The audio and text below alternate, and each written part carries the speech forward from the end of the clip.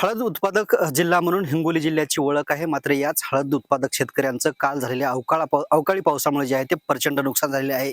मी आता वसमत तालुक्यातील शिवारामध्ये आहे. वसमत तालुक्यात अनेक ठिकाणी शेतकऱ्यांनी जे आहे ते हळद काढून त्या हळदीवर शिजवून ती हळद जी आहे ती अशा प्रकारे वाळू घातली. मात्र याच वाळू घातलेल्या हळदीमध्ये जे आहे ते काल जवळपास काही ठिकाणी जे आहे ते गुडघाभर पाणी साचल्याचं आपल्याला पाहायला मिळालं होतं. आणि ही हळद जी आहे ते आपण बघू शकतो दृश्यामध्ये.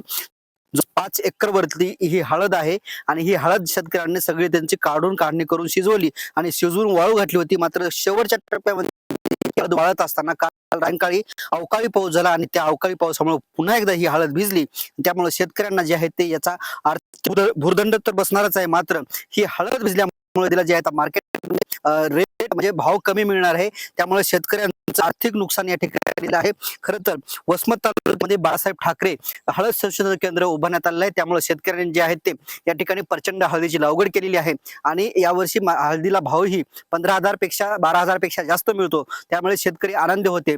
मात्र कुठेतरी काल झालेल्या अवकाळी पावसानं या शेतकऱ्यांचा हळद उत्पादक शेतकऱ्यांचा आनंद हिरावल्याचं आपल्याला पाहायला मिळालं. कॅमेरामॅन ज्ञानेश्वर वानखेडे सह मी रमेश शेंडके, TV9 मराठी, वसमत हिंगोली.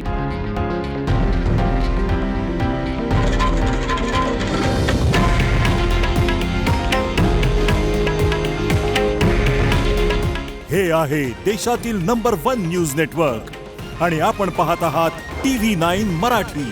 काळजी तुमची, हित महाराष्ट्राचं.